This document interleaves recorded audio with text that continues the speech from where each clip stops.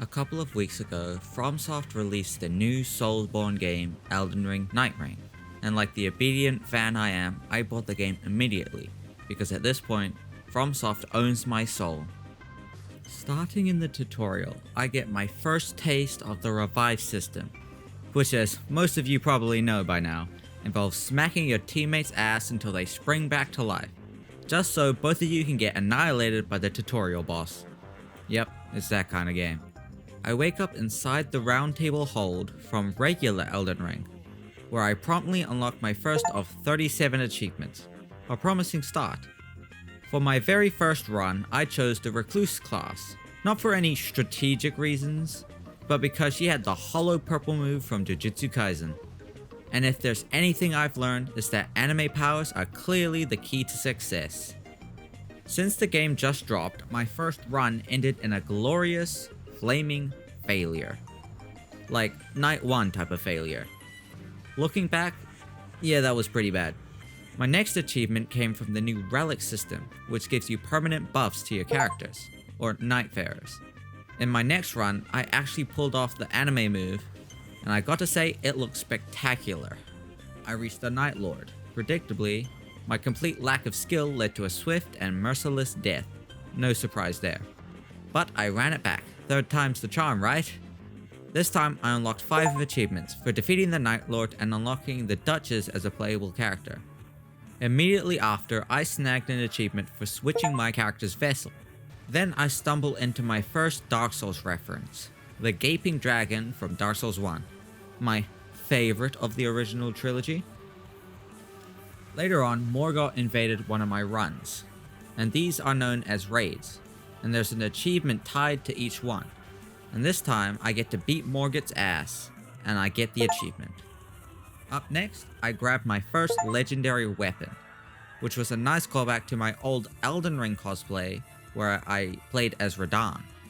My squad and I then managed to beat the second Night Lord on our very first try, mind you.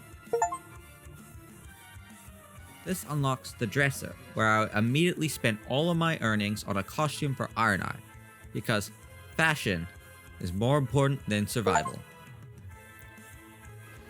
Next raid, Augur. Beat him, got the achievement. Boom, simple as that. Then we took on the next Night Lord, a Moth and a Scorpion duo. This boss sucked. Not the worst boss, mind you, but probably second place. Why does this boss suck so much? Because it kept running away while spamming heat-seeking missiles with hitboxes made of pure pain and broken dreams. In other words, I'm bad and salty. Still beat it first try though. Now this is where the game kinda bugged out. I was supposed to get 2 achievements, one for defeating the boss and another for beating 3 bosses in a row. I only got the one for defeating the boss, but not the other one. Holding my head up high, I now face Augur. Yeah, that guy again. He came back as a Night Lord. And while we were doing okay for a bit, he then decided to drop a Bill Cosby nuke on us. Thus began my losing streak. During this training arc, I still managed to snag an achievement for collecting a bunch of legendary armaments in a single run. Small victories. Then I completed my first Shifting Earth event. There are 4 in total, each tied to an achievement. Eventually, I took down the stupid jellyfish boss. It's still not the worst boss. It's definitely in the top 5 things that made me want to punch my monitor. After defeating 4 Night Lords, the final boss appears. Just unlocking him gives you an achievement. The next Night Lord is probably the coolest and most frustrating boss in the game. He gives me an extra level at a cost. An achievement unlocked. We did okay on the first attempt, but we weren't able to beat him. I was able to unlock the Revenant after. I swear her ghost infected my PC, because the file was just erased. I then tried out a new character, the Guardian. Why? Because he had the Solaire skin. And, as we all know, praise the sun. I couldn't resist. The next raid was against the Sentient Pest, by far the worst raid.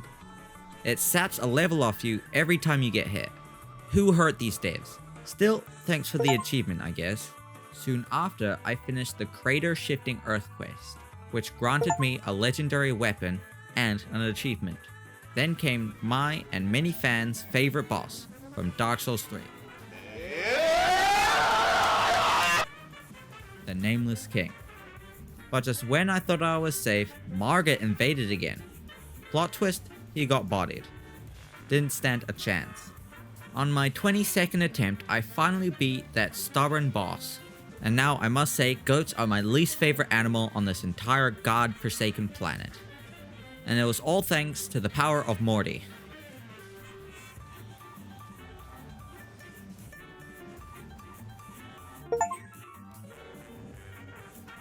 The next achievement came from the Rotten Wood Shifting Earth event, which was perfect prep for the next Nightlord. But then tragedy struck. I tried to res my team with my ultimate. I got stun-locked by his spears that come out of the ground, right up your ass, and then he came from behind. Anyway, I bounced back, completing my final raid and defeating the Centaur Nightlord.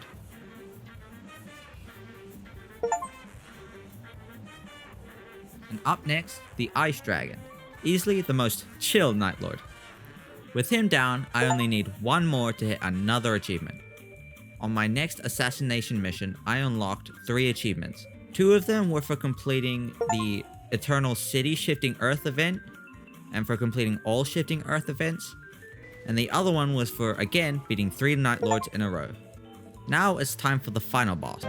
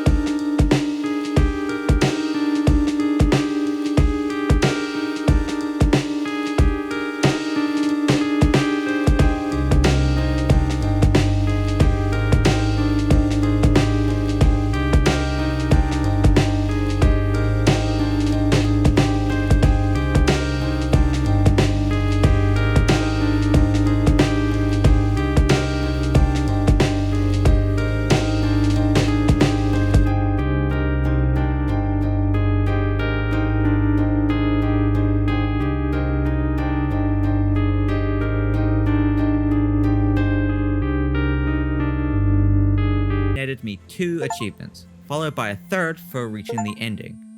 And I gotta say, these devs cooked with the ending. I was literally crying. Having completed that, I could finally unlock the Solaire skin for the Guardian. Now say it with me, praise the sun. With 4 achievements left, I bought the remaining vessel and faced one of the oldest Gale bosses. 2 achievements to go.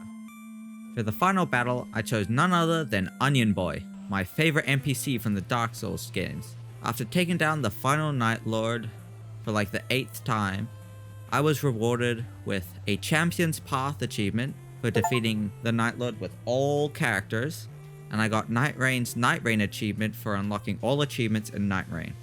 With all the achievements unlocked, the game is finally over. Now me and Solaire here can rest peacefully until the next Souls adventure awaits. Whether that be against cursed beasts, or my soul being tainted dark. Make sure to subscribe and leave a like so you don't miss it. And if you want another Soulsborne adventure, may I recommend this video where I got all achievements in Dark Souls 2.